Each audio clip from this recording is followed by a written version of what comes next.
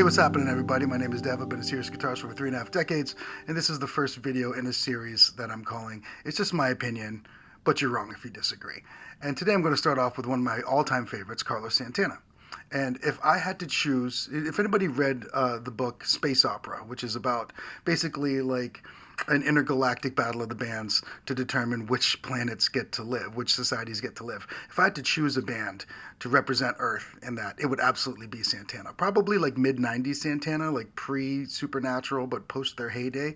And really legitimately one of the most important experiences that I ever had. I'll get to my personal anecdote about Santana in a little bit. But about 20 some years ago, I was teaching guitar in Boca Raton, Florida, when I was in grad school. And one of the other teachers there, who was a very, very good guitarist, he was an excellent guitarist. He was older than me at the time. Well, he'll always be older than me, I guess. But at the time, he was, someone to whom I looked up. And very, very excellent guitarist, and we had an argument over Santana one day. It was like, he's been playing the same licks for 40 years, and yeah, right. Why is that a problem? He plays the right licks. It's like, what do you do? What do you want him to do? Do you want him to start sweep picking or tapping or something? What are we talking about? Like that's not what he does. And why would he do that? That would just sound so weird on top of Santana's music, which is this like collage, without being a maximalist approach. It's like kind of the opposite of what we hear with something like Polyphia, right? Which is a really an amazing and interesting thing, but I don't think it's going to have the staying power of Santana. So, like, let's put this into perspective, right? Like, so Santana played Woodstock on LSD without even having a record deal yet. Went from that to 30 years, 1969, to 30 years later, tying Thriller's record for most Grammys with Supernatural. Like, who else even has a career that comes close to that, right? And then continues to play amazing shows, and he can get out there. He can really get out there when he does his interviews. But like, there's no doubt that he's an individual as a human being, and he seems very earnest and honest in a lot of his stuff. When I was in college, I was really going through a Santana thing, and every time we had an opportunity to do a report or something, where we got to choose the subject, I would choose something to do with Santana. So, for instance, in one of my computer classes, I had to do a presentation just kind of about something, and I did it about Santana. And it was really kind of amazing. My hometown at the time was going through a bit of an employment crisis. I grew up in a Rust Belt city, Erie, Pennsylvania, and this was turn of the millennium. And so as a result, there was not just a bunch of college-age kids like myself that were going through there, but there was a lot of people who had worked in these factories in my hometown and in the areas around there. That when they shut the factories down, what they did was they also gave them like kind of a severance package that included an education package. So there were people there who were a generation ahead of us. One of my friends when I was in college, his son was also going to college at the same time, right? And so there were these folks who were significantly older than you would expect for college kids. They had families and stuff. They were in their 40s and 50s. And my presentation on Santana in that particular class really united the class, because a lot of college age kids start to discover that style of music, and that looking for music that maybe has a little bit more substance beneath it. And this was right before Supernatural came out. And so Carlos hadn't kind of reinvented himself again. We'll get to that in a little bit. But it really united the class in a way that a lot of other bands simply can't do. And that's I think one of the greatest things about Santana is it's, even if you're not like particularly into his type of music, I think it becomes very apparent that like, this is really good music. Maybe I'm not into it, but this is really good music. There's not a lot of bands that can do that, and it does speak to all different types of people. And if you've ever had a chance to see him live, specifically if you got to see him before he reinvented himself with Supernatural, and we'll talk about that in a second, that was my favorite era. I'm going to advocate now, go stop this video right now, go check out Sacred Fire live in Mexico City. I want to say it's 92. Might be 93. Check out that video. The whole thing is online. Every couple years I go back and I watch it and I go, why do we even keep playing music? Like, he clearly perfected what it is for. If you think about how a lot of guitarists, what they do is that when they're playing their leads, what they're saying is, hey, look at me. Look what I can do. and then there are people who are using more are really trying to communicate ideas, or like listen to this music, or listen how beautiful we can make this music right now. I think that Carlos fits into that second category in a way that most other musicians kind of can't. Then we have like some transcendent people like Jeff Beck who kind of can do both, but with the intent of what he's trying to do comes across in his music in a way that we don't see happen with a lot of other artists. I think that's really important. I did bring up how Supernatural in 1999 like reinvented the band. He started doing a lot more collabs with like pop stars of the time. Kind of reinvented himself in his late to middle ages as like a pop star, and as I said, tied Thriller for the most Grammys won at the time. Really kind of reminded everyone at the end of the millennium that like yeah, it really is about substance. You know, like music can be about that, not just about the celebrity and like the glitz of everything, which was really interesting. I will say that for me personally, the shows post Supernatural didn't feel the same. I actually saw them in I think it was Cleveland, Ohio, at Blossom Music Center in '98 or '99, right before Supernatural came out. In fact, there was an airplane flying around that had, back when they would do this, I don't know if people still do this, but it had like the banner behind the airplane and said like the new album Supernatural coming out this summer or something like that. And they played Smooth. Rob Thomas wasn't there, but they played Smooth with the singers that were there at the time, and the place was rocking. And I remember talking to the people around us, going like, "What was that? This new album's going to be great," and it really was. But the show's absolutely changed a little bit after that. A little bit more modern, a little bit less like Raul Rico and Carl Perazzo going crazy on the percussion solos in the middle of it. Those were some of my favorite concert experiences. So I said I would talk about my Santana anecdote, and this would be going back to the mid '90s, the first time I saw Santana. Very quickly also, Ozzo Motley opened up that show on that tour. I want to say it was '99 or '98.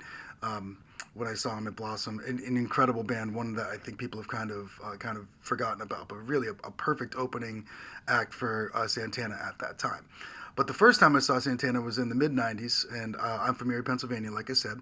And one of the bigger bands from that part of the country at the time was Rusted Root, which some of you might remember with "Send Me On My Way, Send Me On My Way" song. They were out of Pittsburgh, and you know I'd seen them with a couple hundred people, and they had grown, and it was really amazing to see them open for Santana. Perfect matchup again in Pittsburgh. I want to say it was '95, maybe '96. That was my first time seeing Santana. At the time, like I said, Carl and Raul would play their percussion solo, and it was amazing. And during that time, the rest of the band would leave the stage, and all the shows that I saw during that period, and like I said, the kind of early to mid '90s, that era, especially with Chester Thompson on the keyboards, man, that dude smoked on the keys. See, there's not many other people I think could go back and forth with Carlos the way that Chester did back then. It's really amazing. Again, watch Sacred Fire, see him pass it back and forth. Incredible stuff. But at that point in time, Carlos would leave the stage while the percussion solo was happening. He would come back and say something. I believe at the time that he thought the crowd needed to hear. It seemed like it was all the recordings I heard was something different that he said almost every single night.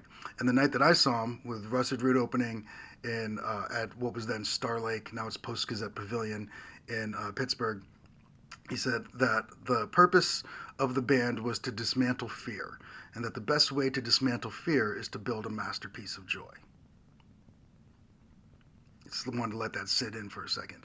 So to have that vision for a band and have its vision to be altruistic and to understand or to at least communicate that that's what they try to do every time they play, that really stuck with me to the point where I went home. I was a teenager at the time. I went home and I carved Dismantle Fear into the neck of my guitar that I bought for $50 when I was in high school, sophomore in high school. I carved Dismantle Fear into the neck of it so that I could see that while I was playing, to remind me to think of something outside of myself or more important than myself and positive while I was playing music. I also want to say that like the concept of dismantle is a really great way of putting it. You know, like it is nonviolent. It wasn't destroy fear or eradicate fear. It's something that can be done cooperatively and is nonviolent. And I think it really summed up in really just a very small number of syllables what a great vision could be. And I to this day I think about that all the time, and I try to do that I literally try to do that, every time I play live. So that was the first thing about which I wanted to talk today, and I think these videos are going to probably follow this format each month, where I have like a long, like subject and then a shorter one to kind of end things. And for segment 2 here, I want to talk about something that I saw that was just like, it was just kind of silly, and it's a real kind of weird bummer.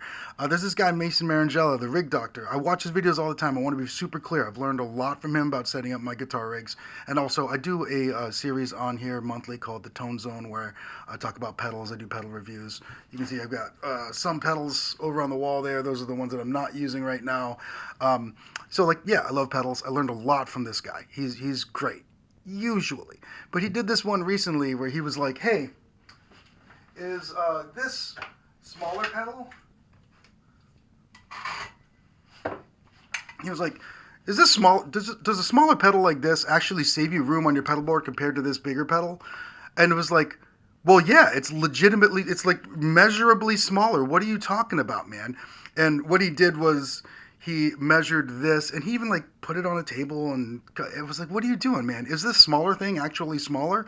It's measurably and visually clearly a smaller thing.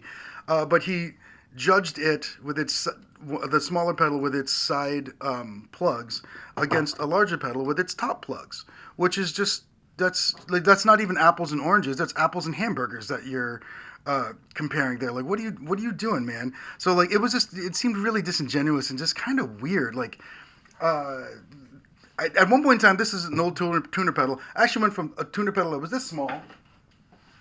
Maybe I don't have it out right now. Oh yeah. I went from a tuner pedal that was this small to one that was just a teeny bit smaller to save space on my board. What are you talking about? And also, let's see, like, this is a Keeley pedal. Love Keeley. Plugs are on the side. All Boss pedals have the plugs on the side. Most people have Boss pedals. So, like, yeah, most pedals, the smaller one is going to save you room on the board.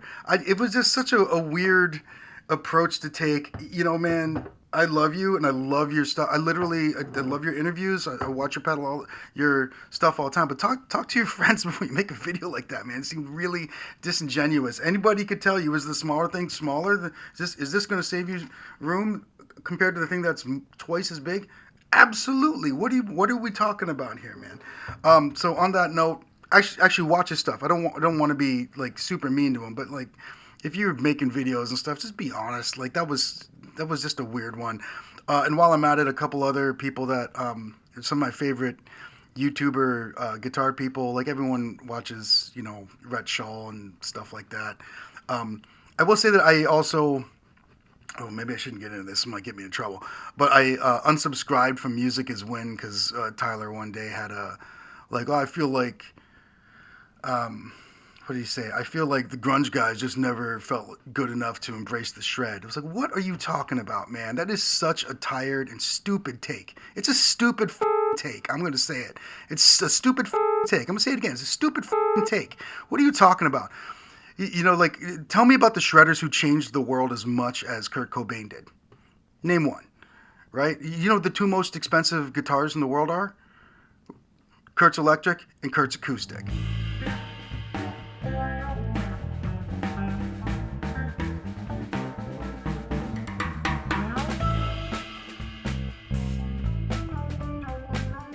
So, like, yeah, what are we talking about, man? That is just ridiculous. That's like saying that shredders never took the time to try and figure out how to use chords interestingly the way that grunge guys did. It just really upset me. And if you go back and you look, when he had a couple thousand subscribers, I was one of the people who was like first there. I was like some of his very first comments, and that just really pissed me off.